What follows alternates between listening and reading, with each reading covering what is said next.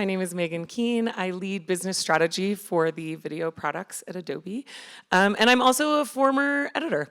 I worked in documentary for about 10 years, so the conversations today are very near and dear to my heart. Inside the cutting room, what does that mean? You know, whether we're talking about fiction or nonfiction film, truly the stories that we are seeing on the screens here at Sundance often come together in the edit. And yet, for a lot of people, what happens inside the cutting room is very elusive. And even if you've sat in a cutting room time and time again, every cutting room is different. The way that editors collaborate with their directors, with their co-editors, their assistants, really there's something to be learned with every editor conversation. And so this year we've formulated this panel today a little differently. We're gonna be having conversations with 4 individual editors, and then we're all gonna have a conversation together to just discuss how they navigate the cutting room, how they navigate the pacing and tone as they're putting together the film, how they work with their collaborators. So to start off, please join me in welcoming editor of Chasing Summer, David Barker.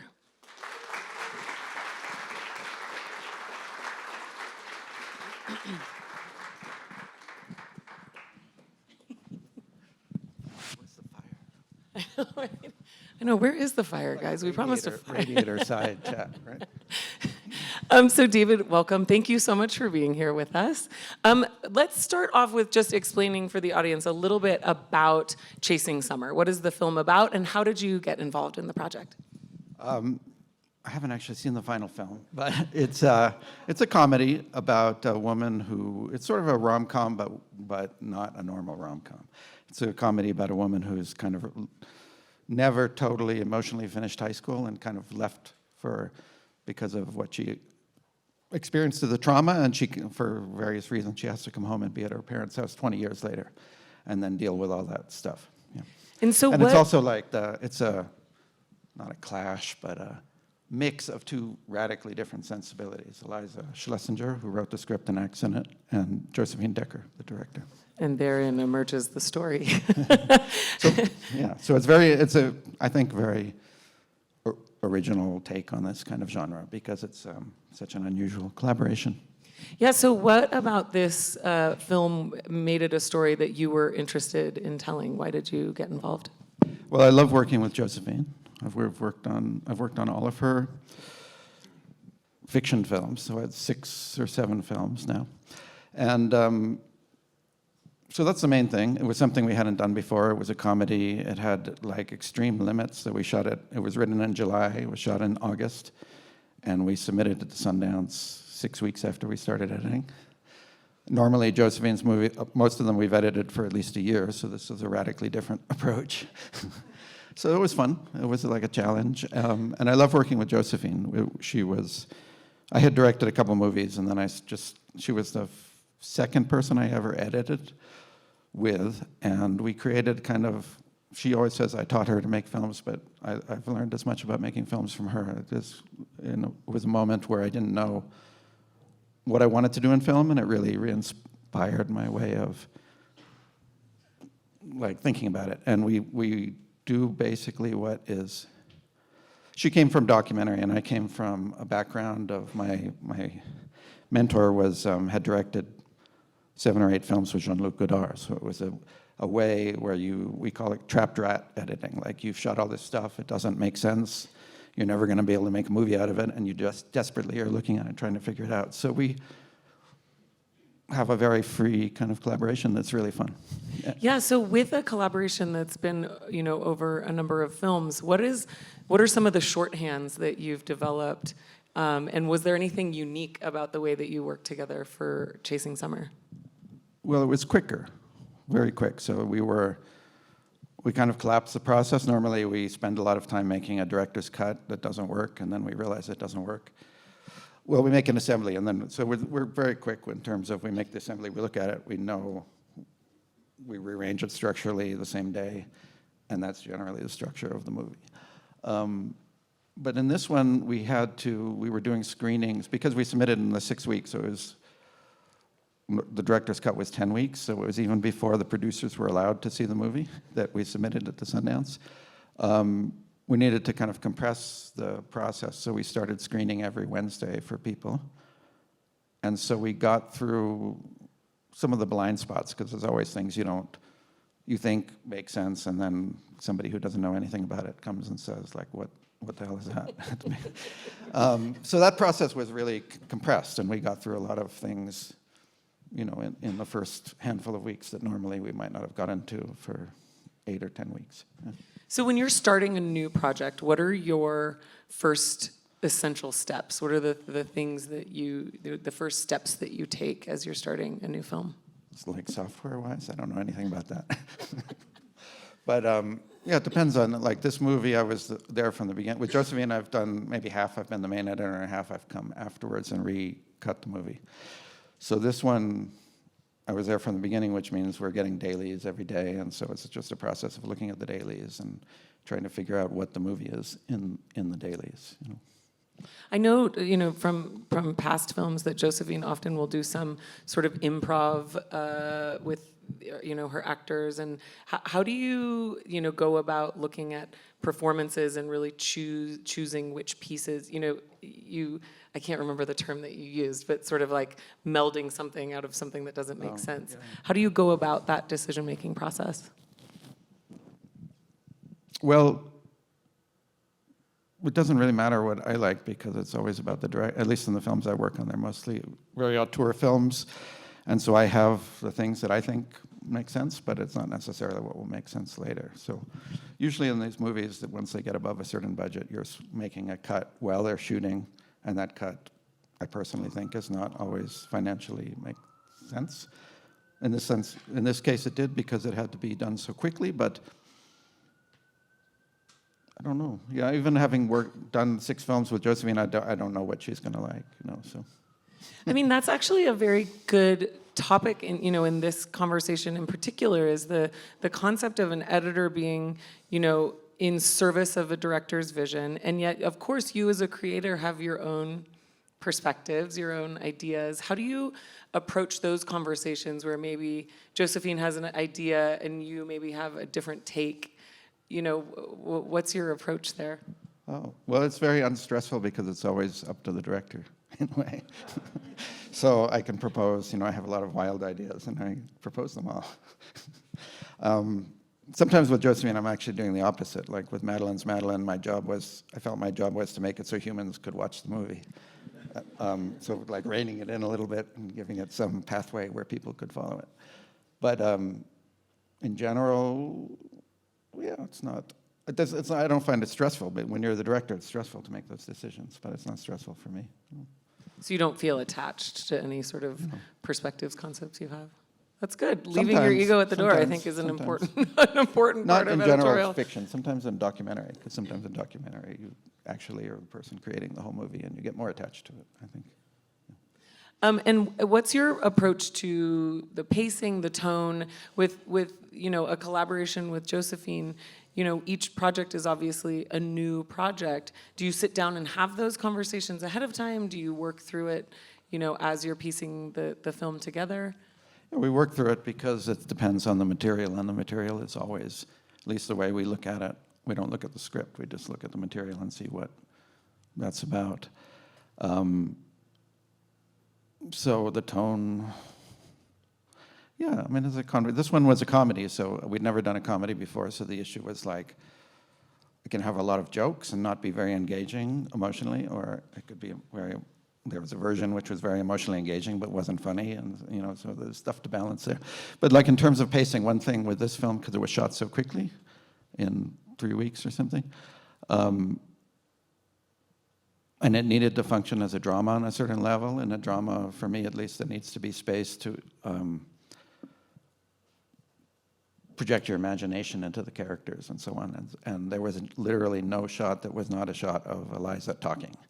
So we had to create things, which we did out of archival footage, and so we created space that would allow you to invest your imagination a little bit. And how do those small choices change the audience's relationship to your characters? What tools are you using to sort of help guide the audience's perspective around your Yeah, characters? sometimes there are little things, like Eliza never smiles, and Jamie, the character she plays in the movie, smiles all the time. So it was very important to find the moments that she smiles, because she had to be a little bit more approachable and more likable than Eliza. Was that a hurdle that you and Josephine both knew going into it, or No, something? that was part of the directing. They're just very careful. Jamie is like Eliza when she's really relaxed, and that was one of the things they created in the editing. Is like Jamie smiled a lot. I mean, in the directing, like Jamie's smiling, and she's a little more someone who hangs out and doesn't have a goal. And, yeah. When you come up against challenges like that, how do you continue to push your thinking outside of the box, or help yourself take editorial risks? Oh, I don't know. I mean, I'm always out of the box, really. Like, I don't have to worry about it. So. Never in the box. So if you stay out of the box, with Josephine, sometimes she has more crazy ideas, but now I think it's switched, and I'm the one who's coming up with the more crazy ideas. At least in the last couple of movies. For me, it's like I'm channeling some character, I'm channeling some vibe of the movie, and like the footage just generates ideas for me, or music. Sometimes we put a piece of music, and then I can recut the thing completely or whatever. But yeah, I'm always trying to make it like, if we're going to make a movie, why not make a movie that's going to change the art form, And the producers don't like that, so that cut doesn't end up being the final cut. But, but that's kind of what we try. We've already said that you haven't seen the final cut, but what do you hope that audiences take away from this film? Oh, geez. Well, this kind of movie, like American entertaining movies, I guess for me, what happens is that you experience a part of yourself that you suppress or that you're not aware of, or that you don't have a full expression of, and that's actually what happens to Eliza's character, is that she kind of discovers pleasure and allows herself to give into pleasure and the experience of pleasure. So I think I hope people experience something that they are not experiencing in their daily life. Yeah. Awesome. I realize that we don't have a countdown clock, so okay. Okay, great. Oftentimes in these audiences at Sundance, there's a lot of either early career or aspiring filmmakers. As you think back on your career, what's some of the best advice that you've gotten in terms of navigating the cutting room, specifically as an editor? I don't know if I've ever had advice about that. I mean, Frederick Wiseman told me not to go to film school. And I think he was probably right, because it's pretty easy to figure out that stuff. But you need to also have friends who want to make films, so that's, you don't meet them if you don't go to film school. I don't know in terms of advice. The most useful thing I did was I started more as a director. The first film I ever made showed here, like a long time ago. And that was an insane process. But if I hadn't done that, I probably wouldn't be making films. What drew you from directing into editorial? That's a long answer, I think. But basically, I had, I directed 2 films. I didn't know how to turn what I was interested in, what was really important to me, into like stories in a way. Like what I was interested in was something very subtle. So I had backing to make more movies, but I didn't know what I wanted to do that would be worth spending that amount of agony and years on. So I kind of stopped, and then I fell into editing by chance. And that's been great. That's been like a great film school, working with 2 people I work with most are Josephine Decker and a Brazilian documentary filmmaker, Petro Costa. And from both of them, I've learned a lot about how you make films which are both very personal and also reach big audiences. Well, Josephine's are growing, but they're reaching bigger and bigger audiences than when I was making films. Yeah. Awesome. Okay, so thank you so much, David. We're going to have you back up in just a minute. Now we're going to welcome to the stage Davis Coombe and Daysha Broadway, editors.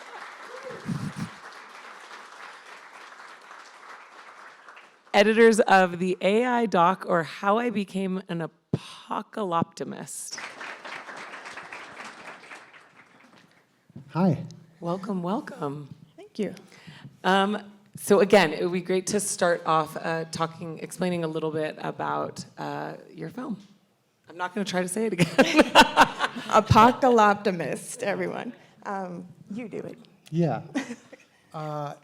Well, it's a documentary about this moment that we find ourselves in with this AI revolution that's happening all around us. The directors and some of the producers were like feeling a lot of anxiety about it and a lot of confusion about it, and thought that making a documentary would be a good way to go. And we sort of follow one of the directors, Daniel Rohr, as he explores this world and talks to different people about whether or not this is the end of the world or the beginning of a new dawn of human enlightenment. And also as he deals with the anxiety of starting a family. So it has a very handmade aesthetic. It's not that we eschew the use of AI, but we wanted to sort of celebrate like the human-made quality of filmmaking, and so we didn't really use AI in the film, and so you're not going to see a lot of AI slop in this film, except for by example. But yeah, I think it's as cheerful and fun as a film about AI can be. I think that's what we've made. So, I mean, obviously, probably one of the most timely topics in the industry right now. What drew you to this project? What were you hoping to explore as you came on to the project? And Well, I was working with Caroline Lindy, who is Daniel Rohr's wife, and we were doing a movie called Your Monster, and we were trying to get it into Sundance, and we did, which was great. Congratulations. Thank you. But we were deep in the edit, and Daniel we were like over Evercast for a second, not because she was in another state, but she was in Highland Park, and I was in Inglewood, and that's another state in California. And so her husband popped his head into the frame and was like, "Do you do documentaries?" And I was like, "Yeah, I've done a few." And he was like, "I need to talk to you." And I ended up having like a legitimately 3-hour meeting at Parallax in Highland Park with Dan Kwan, John Wong. I think Shane was on the phone, and Daniel Rohr and Charlie. And they scared the crap out of me. But I had already been thinking about, as an editor, I had already been thinking about AI, because it seemed like the first thing people said was, "Well, we don't need editors anymore." And I was like, why is that directly where we're going? But I was thinking about it in terms of my 5-year-old nephew. And when we had the meeting, Daniel and Charlie were like, we're both having kids in January, and it's our first child, and they're having them like within a week of each other. And I was like, that's so weird. And like Kismet, and they were talking about AI through the lens of those kids. And I was like, that's so interesting, because that's how I've been thinking about it. And we had a really long meeting, and Dan Kwan, he just like went on this really great soapbox moment about intelligence versus wisdom and how we should use this thing. And just because we're smart enough to make something, it doesn't mean we're wise enough to use it. And I was in. I was like, yeah. I was like, please hire me. I'm in. So I didn't look back after that. And what about you, Davis? Yeah. Well, I worked on a film a few years ago called The Social Dilemma. That Wonderful film. Thank you. That featured some of the same people who sort of guided us through that dilemma. Also help us with this one, and so it felt natural to me when I was talking to Shane about it, and they needed more help, and I was like, also being swamped with news about AI and feeling lots of anxiety and thinking like, what is the world going to be like when my kids get out of school, and what are they going to do with themselves? And so for me, knowing that it was kind of coming from this place of a parent, worrying about what the world was going to be like in a few years. It just felt like exactly what I was thinking about all the time anyway. And I obviously really wanted to work with Dan Kwan and my friend Shane. I was excited to work with him, Shane Boris, and Daniel Rohr, and Charlie Terrell, who's a really gifted director and animator.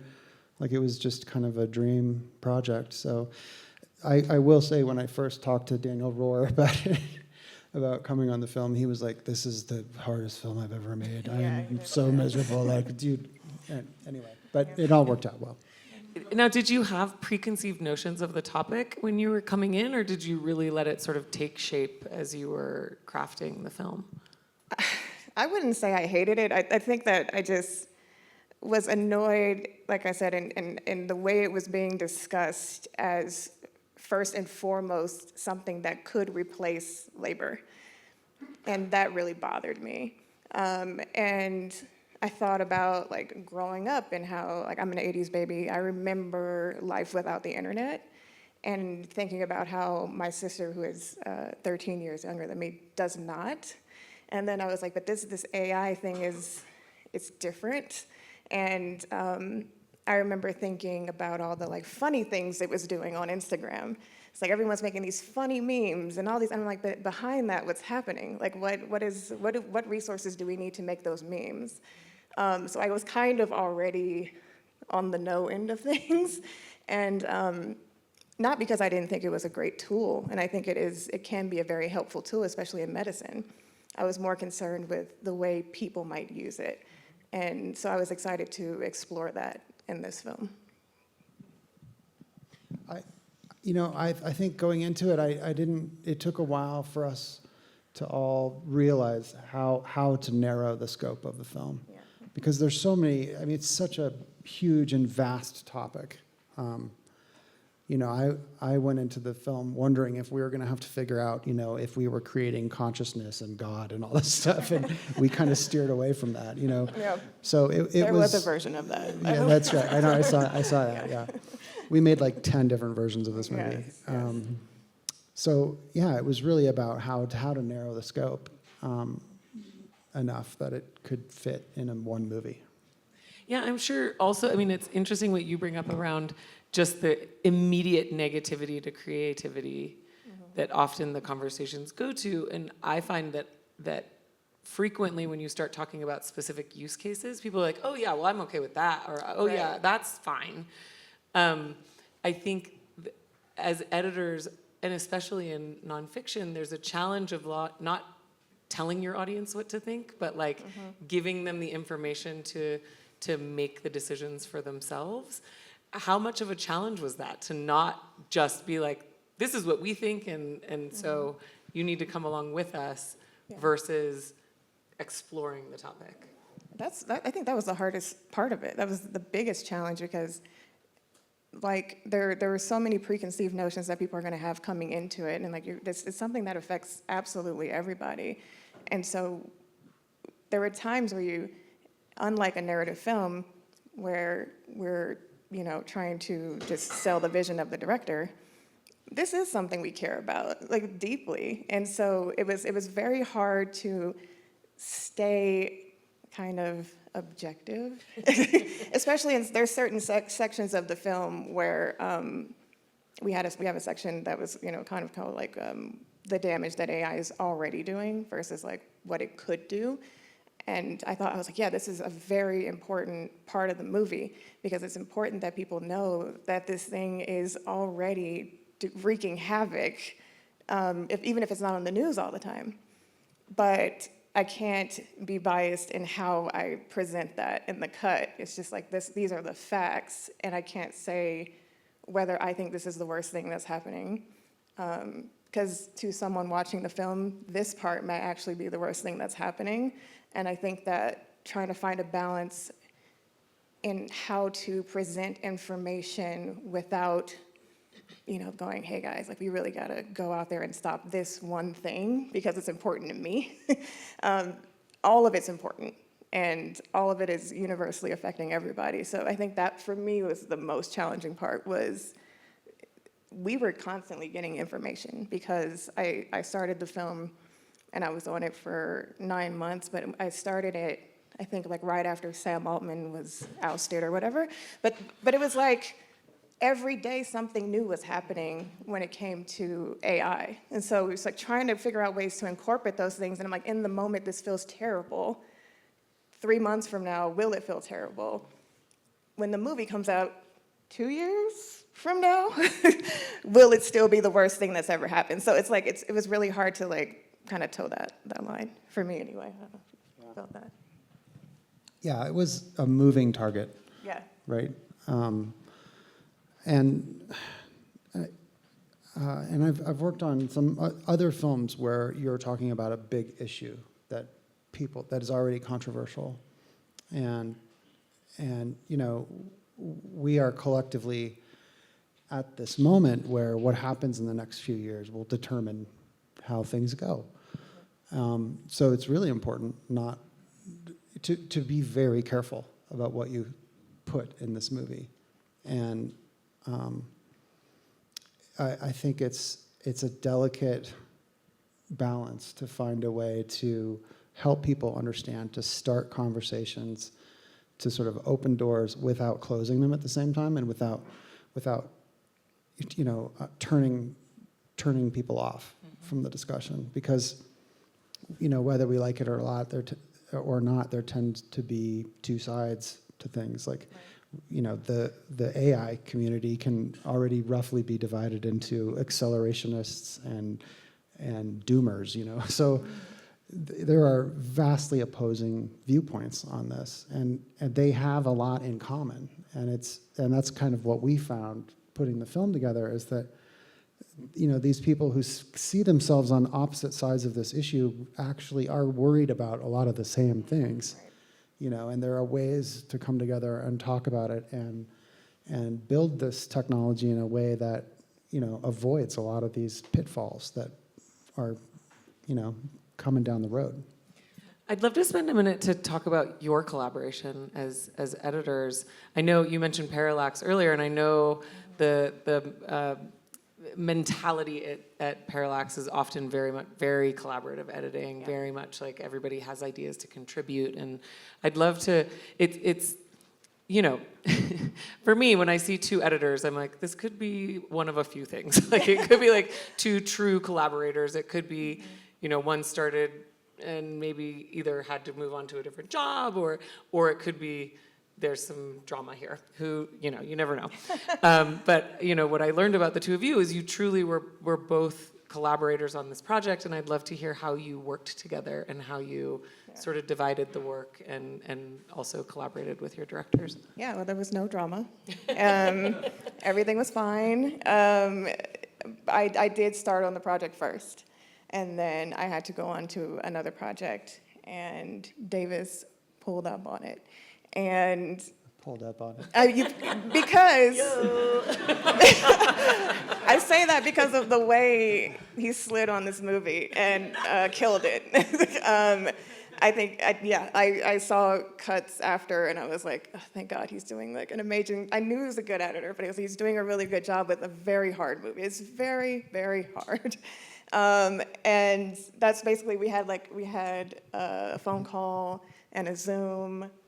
It might have been on Slack. I don't know. We had a few phone calls, yeah. Yeah, and where I just kind of was like, here's this thing, I'm sorry.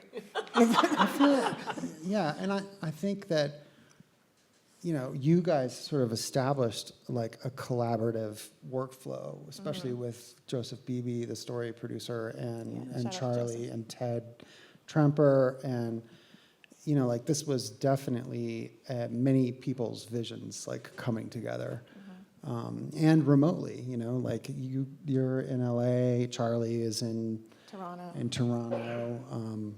I'm in Denver.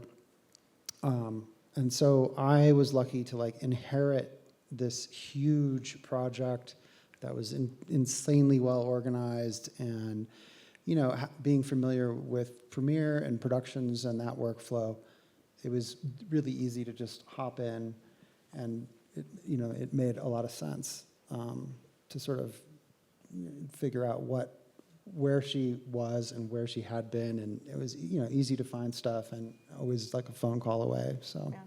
and then I essentially continue that same collaborative process with the same people. Yeah.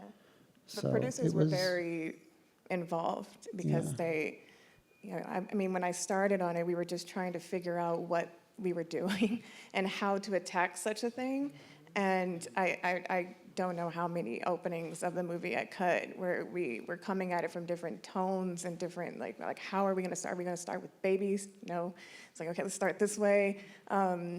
Daniel Ward, the director, is also the subject in the film. And so there was like, how do we balance his story with the fact that this movie is going to need to appeal to everyone and not just people who look like Daniel and people who have a life like Daniel.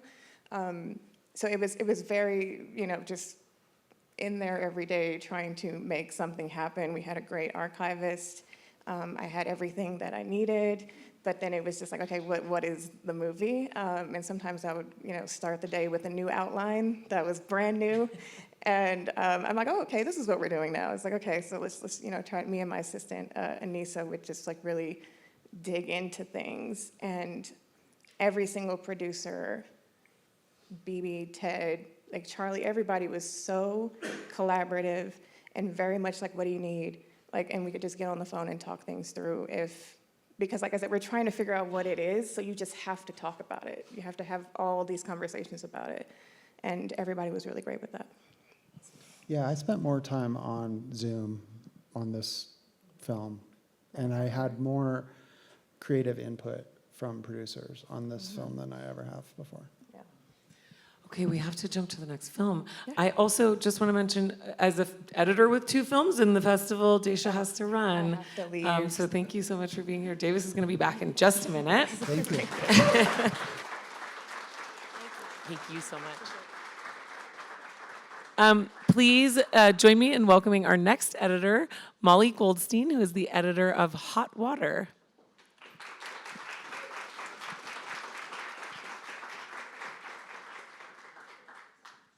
Welcome, welcome. Thank you. You are.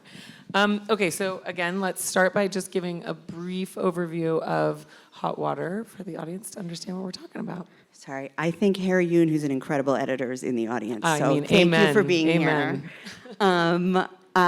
So Hot Water is a film about a mom and his son on a road trip across the country, and it was actually shot on the road. So the B-roll is all real. The view out the window is all real. Those actors were actually in a car on a process trailer for all those hours, and yeah, now we're here. And you're coming onto this film. Tell us a little bit about that, sort of how you entered the project, and we can go from there. Yeah, so when I started, it was a little bit unusual in that there was already, Ramsey Bashor, the director, had been editing it himself. He got about 40 minutes in and said, forget it, I need some help. I think it's very common for directors to be like, I know what I want to be in there, I want to be in the dailies, I want to do this myself. And then to realize that it's overwhelming. And when you're the person who wrote the script and shot the footage and you sit in the edit room, you're just reliving all the trauma of the whole process along the way. And you actually need an editor to come in and put something together and just show it to you. So when I started, I was able to watch the 40 minutes Ramsey had done and then read the script after that. So when I read the script, I really had a sense of the performances and the tone, and a movie always changes when it goes from the page to the screen, and I kind of knew what that progression was going to be. So I had a pretty unique insight coming onto it and was able to really speak to, I know what this movie is, I know how to make it good, like, put me in, coach, like, I can do this. And how did you address the sensitivities of coming on, with a 40-minute cut by the director? Clearly, he had some ideas and concepts about how he thought it should be. How did you approach those times where you're like, I don't actually think this is how it should be, or suggesting new takes on what he had already done? Yeah, so Ramsey and I set up this sort of unique process where the first thing I did was I finished the assembly. So it took, I think, maybe 4 or 5 weeks to finish the cut. We sat down and we watched the whole thing together, and then we did this split day thing where we in the mornings, we started working on the section that I had cut, and we would work together on those scenes. And, Ramsey would pull selects and pass them to me, and we'd talk about things and cut them over, sort of a pretty normal workflow. And then in the afternoons, we would split up, and he would work on the B-roll and the music. He's also the composer of the music in the film. And I would go back to the scenes that he had edited. I would watch all the dailies, because it was really important to me that by the end of the process, I had watched all the dailies of the film, even if there wasn't time to do that. So I started at the beginning, I watched all the dailies for each scene, and then I would cut my version, and I would cut a version that I thought was the best combination of the two, and I would bring that to him. And Ramsey was actually kind of disappointed anytime my version matched his too closely. He wanted to see options, he wanted to see changes, he wanted to be challenged. He's really a director who thrives on possibility. So he was always thinking we could use this way, we could do it this way, we could do it this way, we could try that. And my job was a little more to sort of wrangle that energy and be like, okay, but if the goal is here, let's just keep moving in this direction. Yeah, you mentioned that Ramsey was the composer as well, and has a Yes. very sort of a musicality to his storytelling. How did that sort of meld with your approach to editing? Yeah, it's funny. Ramsey is, again, so musical, so image-driven. A lot of the B-roll sequences in the movie, he would put those together and sort of pass them to me. And I'm much more of a sort of nuts and bolts, like, what is the dialogue? What is the story? What is the arc? What are we building? And so we were able to sort of play off those two tendencies, and he was able to push me to be a little looser, a little more playful, a little more abstract. And I was able to push him to be like, okay, but how are we dialing this in? Like, how are we going to get this point across? How are we going to get this feeling, this story point? How specifically are we going to pinpoint that?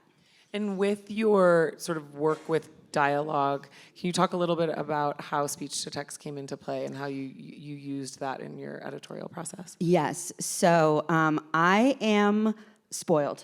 I am used to having a full-time assistant editor who can organize my dailies for me, set up script sync, set up line by lines, whatever it is. And this was a scrappy movie. That was not in the cards, and I had to figure out how I was going to organize myself and organize the footage, because my least favorite thing is when you spend hours just scrubbing through dailies and trying to find things, and you just lose all momentum in just the pile of footage you're trying to get through. So on this project, I had never done this before, but I was able to use text-to-speech. So what I would do is for each scene, I would put the dailies into a sequence.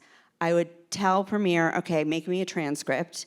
It would turn that into a transcript, and then I would have it put a subtitle layer over that sequence. So all of the lines were there in text, in English. This is, just a titling across the whole thing. And then when I was looking for a line, I could just scrub through the text. And so it was really easy to jump from take, to compare things, to find things without losing the momentum that you get when you're searching through footage and resets and all of those things. So I had never worked that way before, and it was really a pleasant surprise to be able to quickly and easily, figure out this workflow. So much of the film is really driven by the relationships and sort of, not unique. Like a lot of films are. Well, there's but no explosions, so we're counting on the relationships. But there is like, it's very nuanced in terms of the way that these relationships evolve, and it feels very organic. How, what were those conversations between you and Ramsey about how to approach that pacing, that tone, how to evolve these relationships that felt really organic and didn't feel forced through the story? Yeah, that was the whole thing in this movie. In the beginning of the film, Daniel, the son, has been kicked out of school, and they drive across the country because he's going to go finish high school in California and live with his dad. And so he and the mom start in one place, and by the end of the road trip, they have a new understanding of each other, a new respect for each other. And, it's a road movie. That's what's supposed to happen. But we had to build it in a way that it would feel organic, that you would buy the turning points, that you buy the developments. And there were a lot of things that were scripted that either didn't play or didn't work the way we wanted him to, like any movie. It's different when you come off the page. So so much of the edit was just tuning into those relationships, figuring out what the transition points were going to be and where they were going to be able to see each other in a new light. We also found, so my friend Joanna Noggle edits The Bear, and she and I have this theory that every movie has a cheat code, and on The Bear it's flashbacks, and on Hot Water it was B-roll sequences with audio over them. So Layal, the mom, has family back in Beirut, and a big pull of the film is her connection to her family, missing home, thinking about them, being drawn back to where she came from. And we realized that we could use this cheat code and fill in the gaps and sort of play that emotional chord when we needed to by recording these temp audio and putting it over B-roll. So a lot of that was sort of what we were figuring out, was how to bring that storyline up, how to make the development that takes place across the film so that when you get to the end, obviously I'm not going to spoil it here, but it's that thing where you want to get to the end and be like, I didn't see that coming, but it makes perfect sense. So that's what we were really working out. And then a lot of it, it's interesting how you played with, was it an actual phone call? Was it a voicemail? Yeah. And I know that you were able to use some of the sound tools in Premiere to sort of decide along the way. Yes, this is where I can plug the Essential Sound Panel. That is another tool that I had never used before, but was shockingly good. And, again, on a tiny movie, you don't have time to mess around with sliders or whatever. So it was very easy to throw an EQ on and make it sound like a phone call, or sometimes it sounds a little better than that, and you want it to sound like a voice note, or sometimes it sounds worse, so you emphasize the distance between them. So we were really able to play with that element of the sound design very easily. You brought up the topics of home and connection to home, and throughout the film, obviously because they're on a road trip, the idea of geography and location also really came into play. How did you sort of think through that and these sort of bookmarks of the film based on where they were or weren't throughout the edit? Yeah, it's funny, as much as we did move things around, there was obviously there's stuff that you can't move because you cannot take a scene that takes place in Las Vegas and put it before the scene that takes place in Colorado. So there were certain things that we were locked into. There were certain liberties that if you pay really close attention, you might dial into the fact that certain segments take a really long time.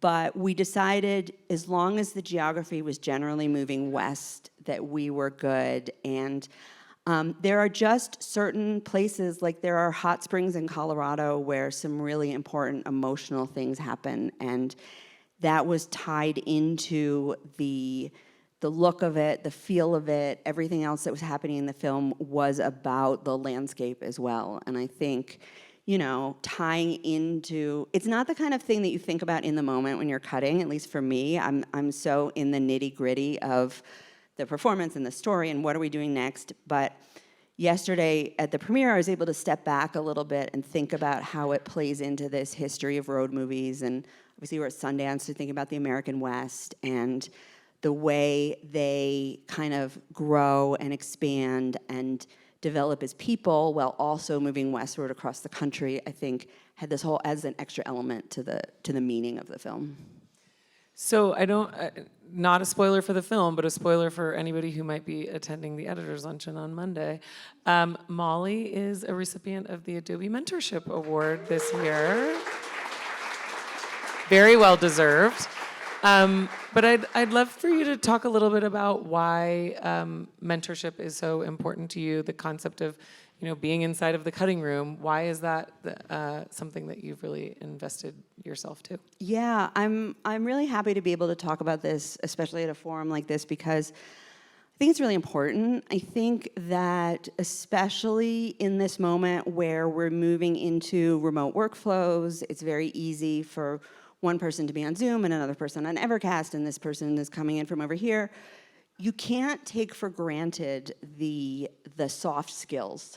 Even if the AEs and PAs and people coming up are learning the tools, they're learning the software, they might not be learning how to read the room or how to reassure a director or how to suggest something controversial or all those things that just come from experience. So I think mentorship is really important for that reason, to sort of make these unspoken things, bring them to the surface and really talk about them.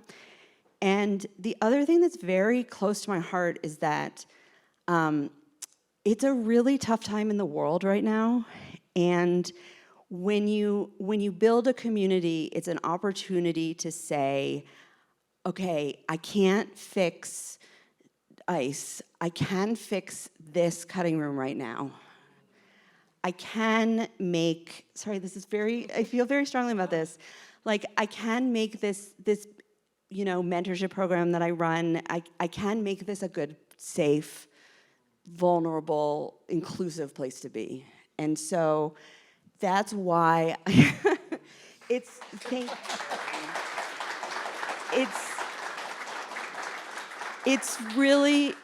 why I've thrown myself into this over the past year, because I just feel like that's the place I can make a difference.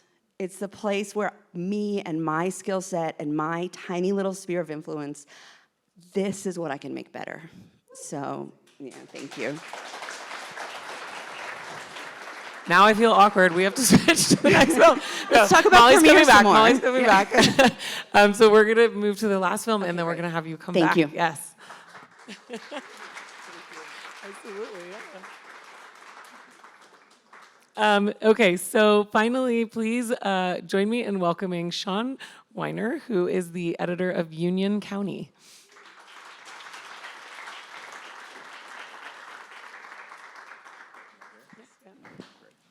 Hi. Hi. Okay, so I am very lucky to have been able to see Union County. It's an extremely well done and interesting film, but a very uniquely done film. So if you could explain to the audience, what is the film about, and also sort of what is unique about Union County? Yeah, sure. So the story takes place in Bellefontaine, Ohio, in a rural community that is focused on a drug recovery program in a court, a real court, and it tells the story of a fictional character named Cody Parsons, who is starting his experience. He's living in his car, he's kind of reintegrating into the community, but also finding a community that might help him on his recovery journey. And the premise is more or less that character is played by Will Poulter, who's incredible in the film, and then he starts the court program, and he's inside the program with his foster brother, who's played by Noah Centineo, who's incredible in the film. And the question is, is it a good thing to have them both in this program at the same time? Because they have this long history and have faced similar challenges that have brought them to that space. But what's unique about the film is that Will, Noah, an incredible actor named Elise Kibler, Emily Mead, who's incredible, Danny Willihan, that's about all the actors in the film. And everybody else is from the community. The court, the weekly court meetings are real weekly court meetings that happen every week. The participants are the participants. And sort of wonderfully, and credit to the judge would call on the participants to come to the stand and share their week and ask them questions, and then he would sort of seamlessly go to a piece of paper that said Cody Parsons on it and would call Cody Parsons to the stand, and Will would come up to the stand, and we wouldn't cut. We would just kind of run this through for an hour, and he'd kind of go into the script, and then he'd say, "Thanks so much, Cody, you can sit down," and he'd call the next person's a real person.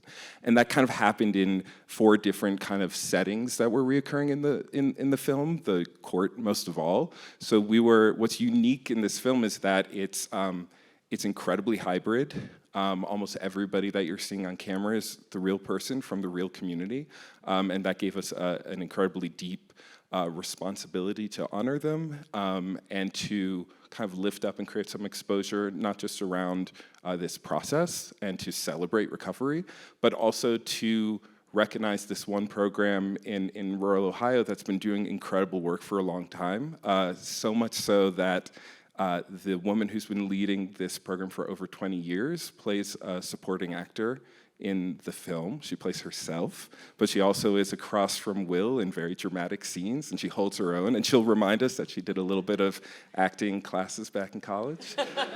So it's sort of a very surreal, wonderful, kind of unique film that we had the pleasure of wrestling with in all the best ways in the edit. Yeah.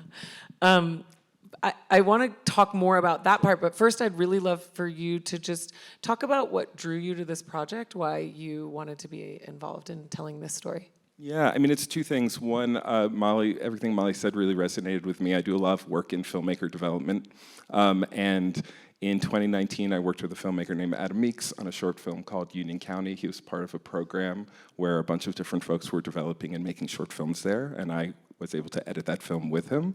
And now we are premiering the feature film version of that film tomorrow at the Echo Cinema. So it's sort of this incredible arc.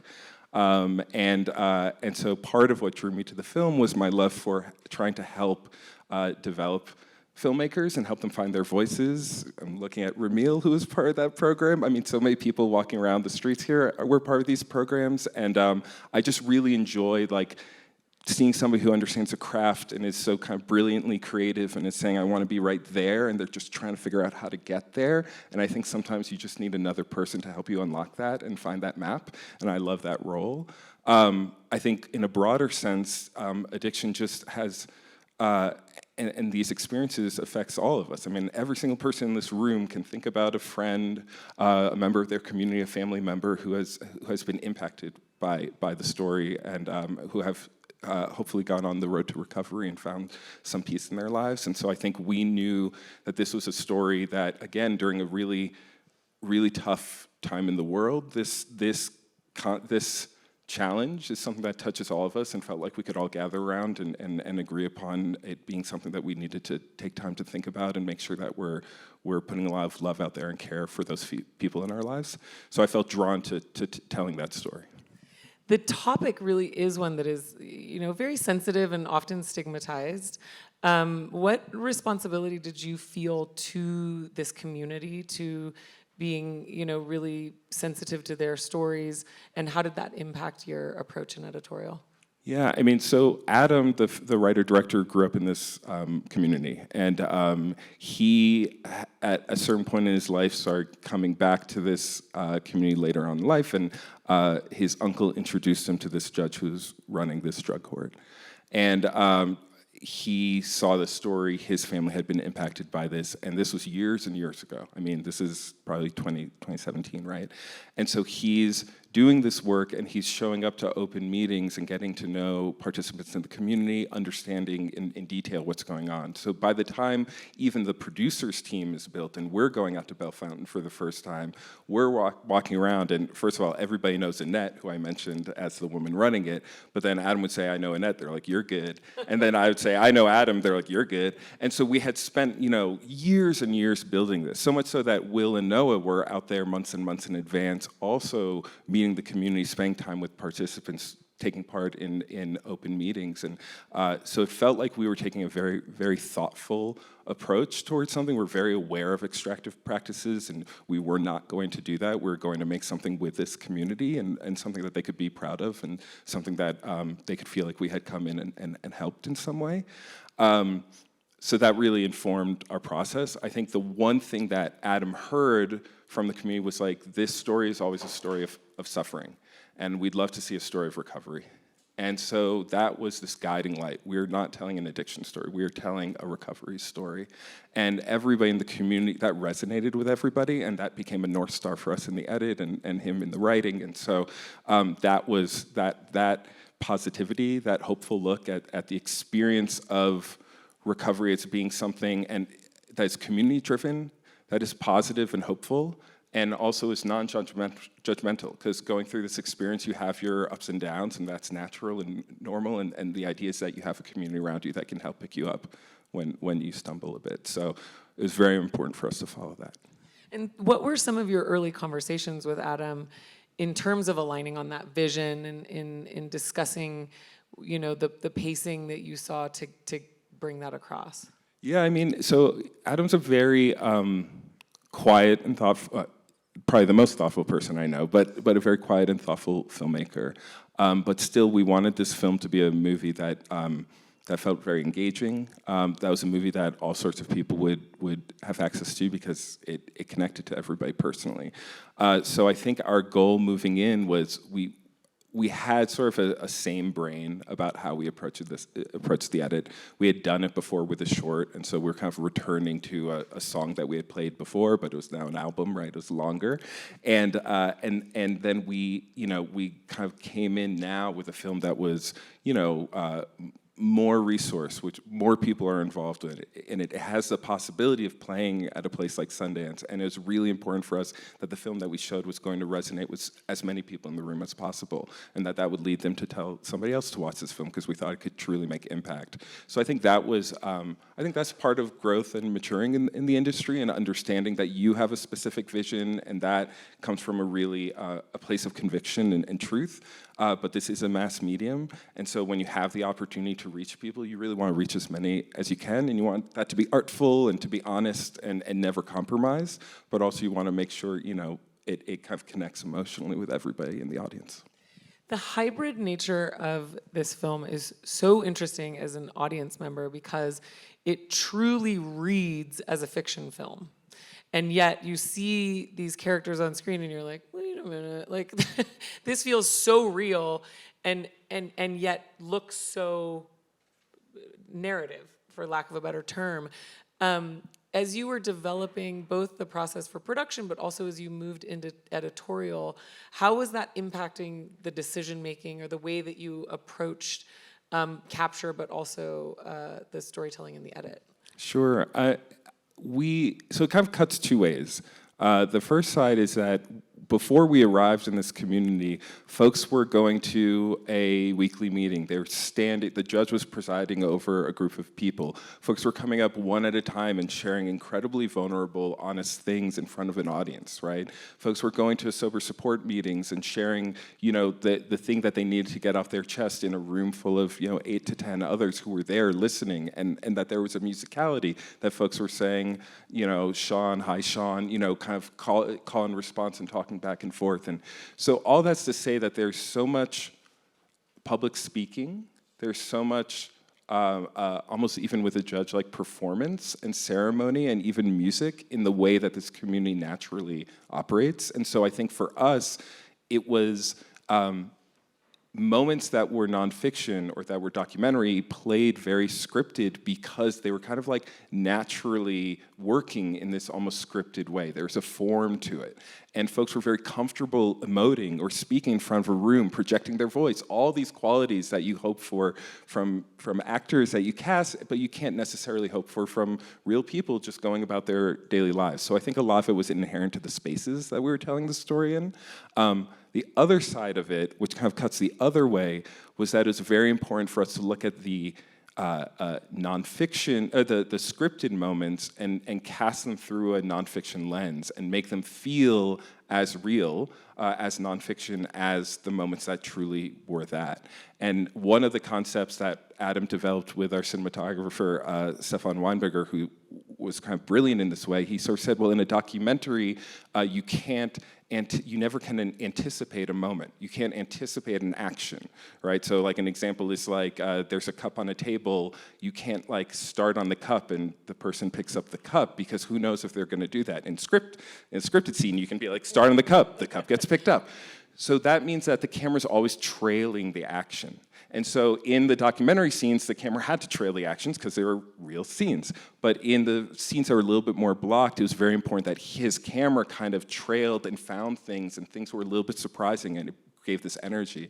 And then for Adam and I, because Adam, the filmmaker, and I kind of share the director's credit and worked every day in a room on this project, we had to kind of take that philosophy and bring it into the edit room with us and sort of cut those sequences that were scripted in a way that had the same energy as a multicam moment that's just like running for an hour on 2 different cameras and we're cutting it together. So it's just kind of, sort of like a perspective shift, and then suddenly kind of like new gifts and new possibilities kind of arose.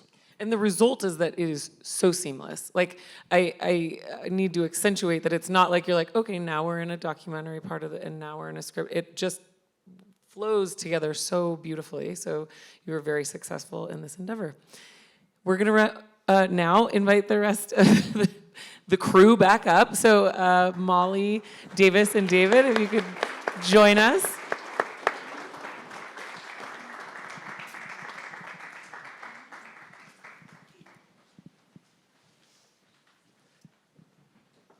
You are such a good representative of this movie. I'm so excited to see it Thank now. you. I think we feel a great deal of, there's not a burden, just like the weight of responsibility. So thank you for saying that. I love across all 4 of these conversations that while we have like true blue documentary, fiction, hybrid, that the themes and the topics are all sort of relevant to each other. This has been fun for me. So I'd love to just start off by understanding sort of how each of you as editors choose the stories that you tell. It's such a time investment for an editor to come onto a project and really pour your life and your creativity into these projects. How do you go about filtering what you choose to work on or not? Whoever would like to start here. It is when you work on feature-length stuff, especially documentaries. That's a really important decision, to jump on something because you're going to be working on it for a year, or more. In this case, I think it was about 15 months that I was on this film, and I'm lucky sometimes that people come to me and they're like, "Can you help me with this film?" So obviously it needs to be something that I am interested in and I want to learn a lot about because I'm going to learn a lot about whatever it is I'm working on for 15 months. And for me, something that I kind of learned early on is that, it's the people that you work with are the most important part of the process. And especially when you're doing something for 15 months, especially when you're working on a thing that's real, about real people and real things and is not a made-up story, the people that you're doing it with, you have to have a certain simpatico with. And I feel like those human relationships are kind of the most important part of the process for me. And I go into a project thinking about, like, what is this journey going to be about? What is this process going to be about? More than I think about what is this product going to be about and what is this film going to be about. Like, that will come out in the wash. So that's really important for me because, especially with documentaries, as the editor, your job is to manage personalities a lot of the time. I think you touched on this as well. So that's how I do it. Yeah, I can't lie. Sometimes it's who wants to pay me money to work on their film. Fair. Yeah. That also helps. But I do really look for, is there something, is this project trying something? Is there a swing here? Is there some reason that I will be happy that this is going to be in the world? And in an ideal scenario, it's people who I want to work with and feel comfortable with and feel safe with, and content or a story or a perspective that I'm really excited to put out into the world, and a paycheck. Yeah, all these answers make sense to me. I think for me, a lot of it's just intuition. Like, I have a feeling, even if nothing makes sense about it, my intuition tells me to do it. I do it, and it works out. It's never been wrong, so I trust that. And then, a lot about the people, or these people that because I get a lot of beginning, like first features. It's like I always have a question of whether the person is willing to go as far as they're going to need to go to make a great film. And that means a lot of getting your ego out of the way, or being willing to go through that process of realizing that it's terrible most of the time.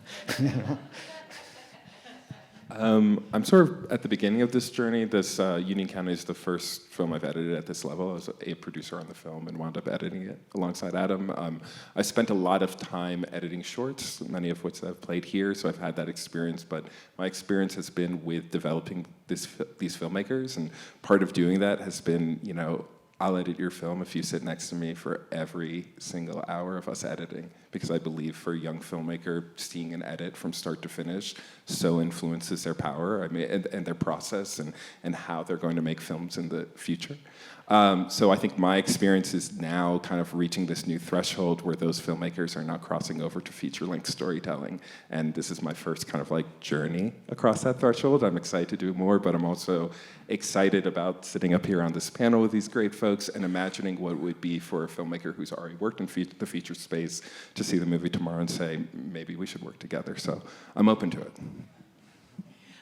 So I'd love to just dive a little bit into the nitty-gritty of editorial and sort of what is that first day, that first week as you sit down on a new project? What are your different approaches, how you dive into a new story? I really like to be editing while they're shooting. So ideal world for me is I've had the conversations with the director, I know what the intentions are, and then I can watch every minute of the dailies as they start coming in and be the person who can be putting it together and be like, it's great, you're getting it, this is what you wanted. Or, I don't know, come look at this. Like, do you think we're missing this? Is this what you set up? Is this the goal here? And kind of put that to them and say, I have a question. Like, do you want to answer this, or do you just want to move forward? Yeah, for me, I like the opportunity to build it quite quickly initially. I like sort of sprinting and having a sense of, what the good takes are, but kind of taking a kind of gut instinct around that and being able to sort of see how this thing kind of works in its longest form, and then being able to kind of loop back and move much slower and deliberately through. Specifically because I think you just learn a lot about what you shot versus what was written on the page in that moment. And you start to see things where you're like, oh, okay, like the intention was this to kind of convey this thing, and actually we're not really doing that. And are we actually not doing that across the board in every scene? Or is it just one scene where we just need to choose slightly different takes? So I enjoy the process of seeing the full thing as quickly as possible. I mean, still thoughtfully, but then being able to kind of restart and go ploddingly through and really find the nuance. For you, Davis, I mean, I can only imagine what was available to you to be cutting kept growing over time, and sort of what was the process of what you have now versus what you had 6 months in versus what you had 9 months in. Yeah, I also, I think it's great to start editing as soon as possible. Like, that process of editing can inform how the rest of production goes. And, especially like a film like the AI doc, as we're developing our own opinions of what the situation is, as we put the film together, we're like, oh, we need to talk to this guy now, or we need to talk to this person, and we need to interview that one again. And it definitely was part of the process of the production, was the post-production in this case. So how did you know when it was done? We ran out of time. And David, for you, I mean, yours truly sounds like it was a sprint. It was what? Your editorial one, was yeah. a sprint. This one, I mean, my ideal situation is that somebody else does the assembly, because I don't, and this was kind of, Chasing Summer was kind of an exception, because I did the assembly and I liked it, okay. But usually I have no idea how to look at a performance until I see the whole thing and get a sense of what the movie's about. I just have no way to judge it, so I'm just randomly picking things. And then when you see the whole thing, it's just how my brain works. Like a lot of my process is figuring out what it's about on a deeper level. And until I understand what that is, I have no idea how to look at the footage. Sorry, I just wanted to ask, do you then go back and look at the dailies, or do you feel like... Oh, interesting. Yeah. So my dream is when, like, with the cheap movies, like the director makes the assembly. And also they have to get it out of their system, so it's better to do it. Yeah, or I second sometimes that. like the AE does it, but sometimes they have to do it. Yeah, I love it when someone else can throw it together first, you know. And I've also over the years, you know, I used to be very meticulous, and I would go through every frame first and say, no, I need time to watch everything down before we start.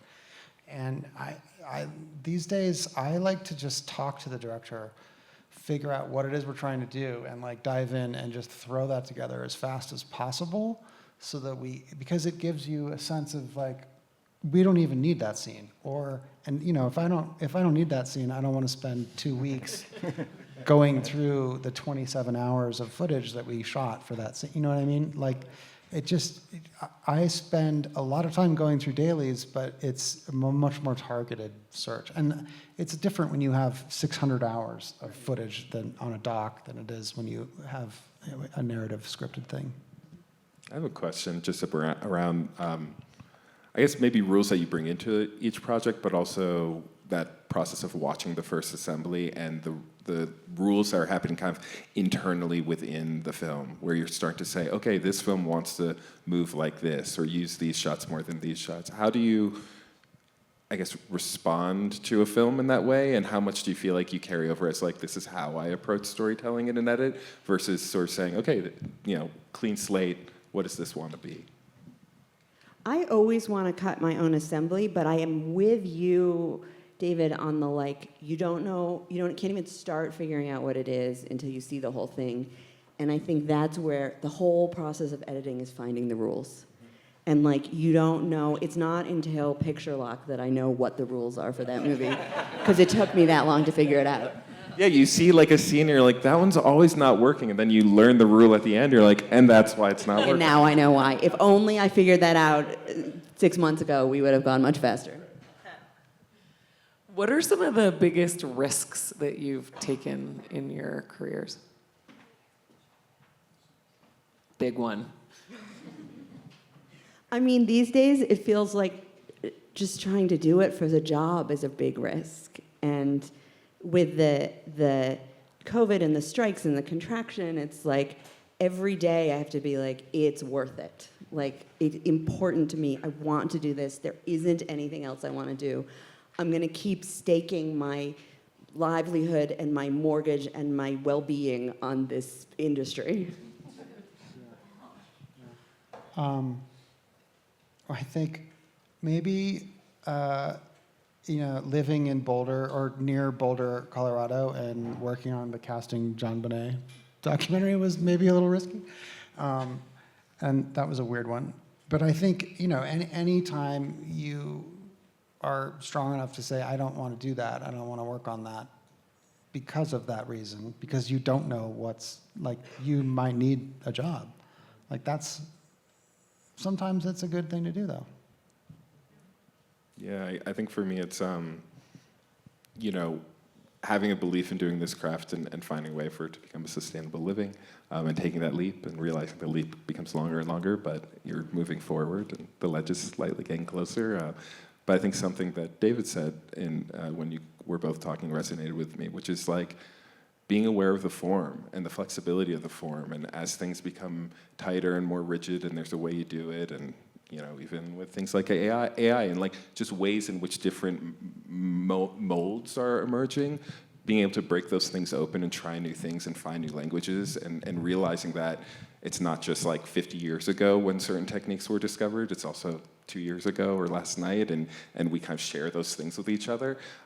That's the exciting stuff. Like, I feel like that's why we got into it. And so I think that's the risk, is to sort of make sure a film always holds up, lights that candle and doesn't ever kind of compromise that creativity. I don't feel like it's very.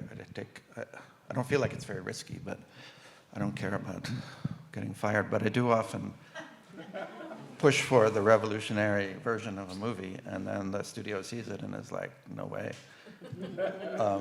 And that's, wastes a lot of people's time and whatever. But those are the movies that get me jobs, actually, when I ask if I can show those versions, and then I get hired for interesting things. I love it. Thanks, David. I would like to spend the last couple minutes to open it up to questions from the audience. If, where we have a right down here in the front on the red couch. Hi, can you hear me? Yeah. Yes. Thank you for being here. This has been a really great time. We're both students.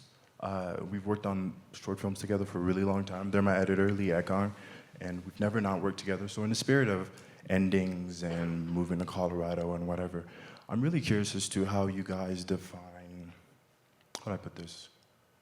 How do you guys define when you've had enough, the movie's done? What's your metric for that? I mean, obviously, sometimes it's just an objective thing, right? Money, time, as you mentioned. But what are those conversations like with your director when it's like, hey, yeah, I think we did a good job? Just curious about that. This is one thing I do have a rule for, which is that when you start in an edit, it feels great because 9 times out of 10, your ideas are making the film better. And then as you move along, you get to a point where you're like, you know, about half the time we make it better, and half the time it's like different. And then you hit a point where you're like 1 out of 10. And when you could go for years with 1 to 10% of your ideas being good, but really that's when it's time to stop. You know, that's when I'm comfortable putting the pencil down, is when I hit that 10% and I'm like, all right, I think we have gotten almost everything we can get out of this material. And it's ready to go on to the next phase. Yeah, echoing that. I mean, there's this time in an edit where you're like, we've tried everything, you know, and we've tried things and we've come back. And that makes coming back feel better because you know that was the right decision or the right. And so you just know you've been thorough, and there's this point where it's like, this is it. You know, we've taken all paths, we've come to the best possible route, and that's how we get to our destination. Yeah, I totally agree. I always say, like, you get to a point where the soup is done and you can keep stirring it, but it still is going to be the same soup.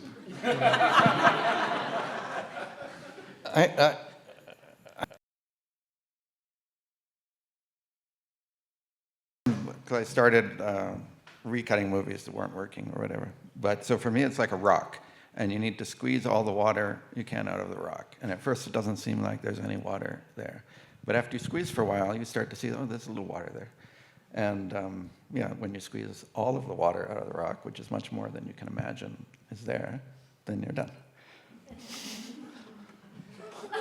All the same metaphor, kind of, just very different approach. I was going to say, pick your metaphor. So whatever resonated for you, Yeah, we rock got soup, you. rock soup. Were there other hands up? Yeah, here in the scarf. Well, yeah. What's inspired all of you recently? Any films you've seen or other types of projects you've been inspired by? It almost feels basic because a lot of people love this movie, but I was really inspired by Marty Supreme. I thought it was great. Yeah. Cut on premiere. Hey, what?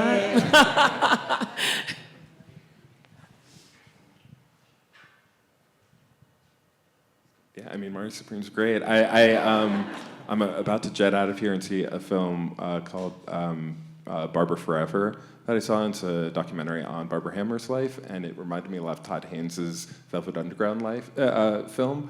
And it's these docs that actually adopt the form of the artist that they're honoring, and they kind of move more experimentally. I find that to be like a really exciting not new, but new wave maybe, or new approach towards telling documentary stories and biopics. That is a hard question. I watch too much stuff, and there's so many things that I got to think about it for a minute. Yeah, I don't have a specific, I'm trying to remember. I get more inspired by entering this creative space. When I get into that space, then there's lots of possibilities. But I also get a lot of emails from young filmmakers around the world who are doing really amazing things, and some of those movies really inspire me about new possibilities for films. So. There's a podcast called Telepathy Tapes, and in season 2, episode 3 is called The Consciousness of Creativity, and it's all about how there's this concept that like ideas are out there, and they drop in when you're ready for them, and it was infinitely inspiring, and I've been talking about it to everybody that I know. Okay, we have time for one more question. Yeah, let's go there in the back. Back, yeah. Hi there, thank you. It was a really interesting talk. You've mentioned a lot about collaboration being such an important part of this process, and I was wondering, is there time and is there space for kind of an individual cathartic moment for yourselves, finishing off a process with like on such a big project, kind of what that feels like, or that basically that. Thank you.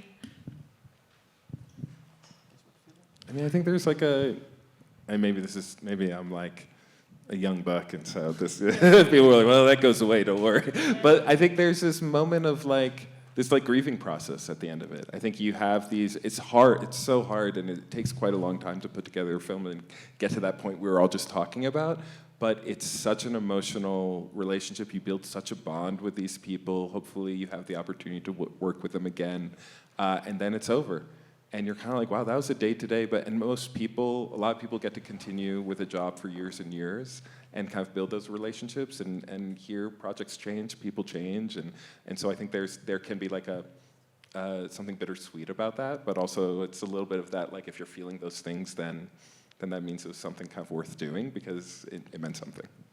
Yeah, there's such intimacy to what we do, and whether it's with the director or the material, it's you get so close to it, and it becomes a major relationship in your life. So, yeah, that grieving process kind of takes me by surprise on every project, but it's always there.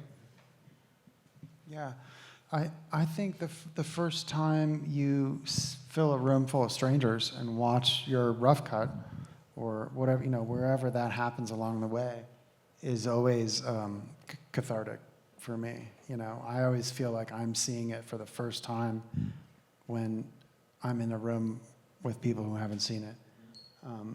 And, it feels,